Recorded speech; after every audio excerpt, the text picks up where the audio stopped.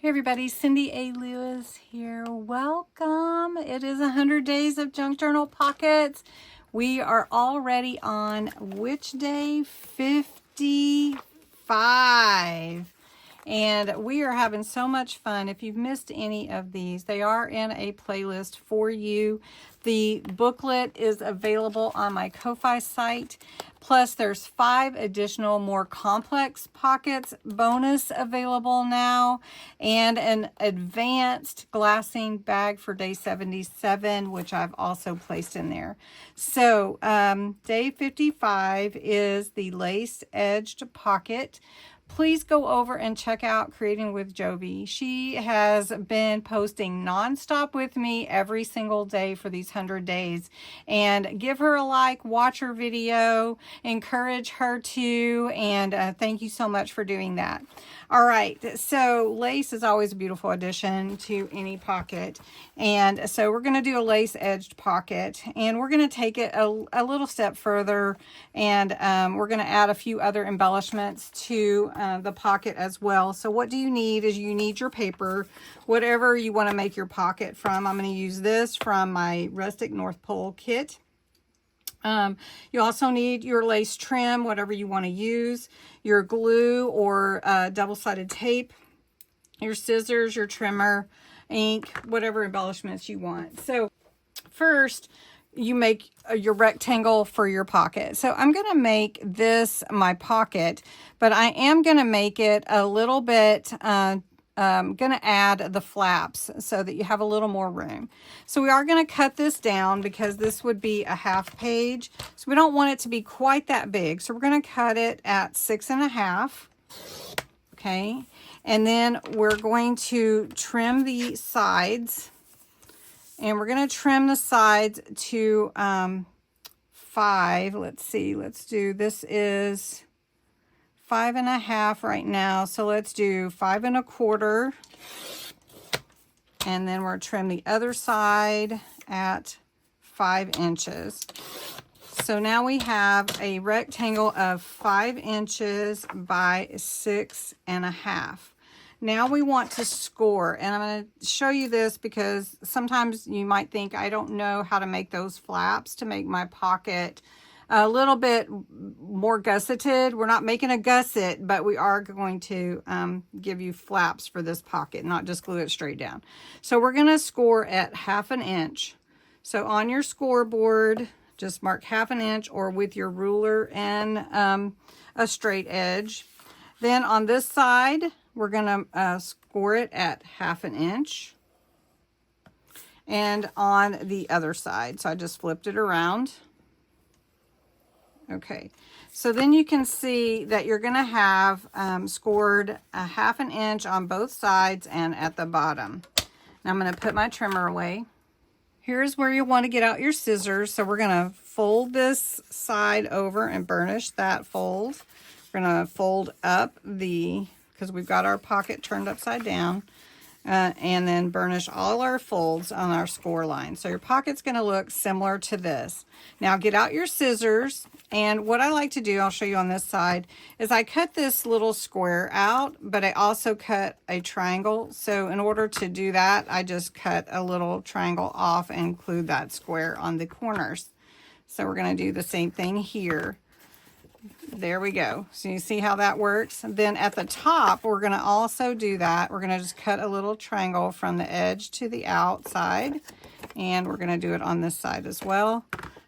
And we cut it down. The triangle is down. So then that's going to be our pocket.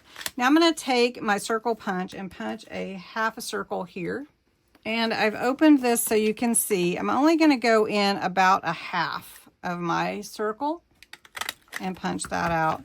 And then I have a nice little thumb hole there to put things in and out. And since this is a little bit taller pocket, I want to make sure that I have room. Then on this side, this is where you'll put your glue to glue it into your journal. Okay, so we're going to work with it from this way. I'm going to take my green instead of a brown. I'm going to take pine green, and I'm just going to hit these edges with ink just a little bit just to give it a little dimension from the edges. I think I'm going to use this lace. It's a ribbon lace, and we're just going to take it and put it all on the side here. We're going to put it on the side here, and I will put it at the bottom. Then we're going to glue this down from the side. And on my lace, I have a lot to hang over, so that's what I'm going to do. I'm going to let it hang over. So I have this little ruffly here. I'm going to show you what it would look like if I didn't. It would be like this. And that's okay too, but I wanted it to have that extra little bit. Then you can add whatever embellishments you want. So this Santa's house, it needs some glitter to me. So I've got some chunky glitter paste that I like to use for lots of things. So we're just going to put that on this. I'm just using my finger to spread it. And I'm just going to put it all on that sign and spread it around. And it'll just have enough to bring some glitter and shine. I took some smaller ones. These are wooden, and I just put some shimmer on there with the glitter paste, and I painted them first to make them white with gesso. Then I put some glitter paste on them, and then I added Solar Spray Beluga, which is a blue hue to it, and it shimmers. So we're going to use these small ones. I did not paint the back because I don't feel like we're going to see the back, so no, not necessary. And then I had the letters for Santa. So I thought it would be fun to put Santa with the letters on here. So we're going to do that. I'm thinking maybe something, but I don't know yet. I've been playing with craft supplies all night and really having a great time with my snippet roll and making tags on live tonight. And I think, I don't know. I like it.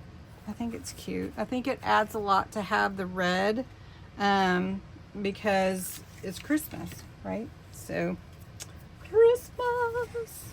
Okay, this is what I decided to do. I've got a little key ring tag with a snowflake and Mary, and then that'll be cute. I hung it with a bulb pen right here, and so that'll hang and it'll be very, very cute. So now to glue it into my journal, we're gonna just glue it into my idea book. All of these I really need to put in a Christmas journal, don't I? All right, so day 55, my idea book here.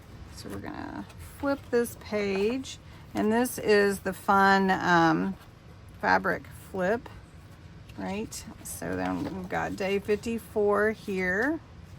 So then day 55, we're gonna just glue it in here.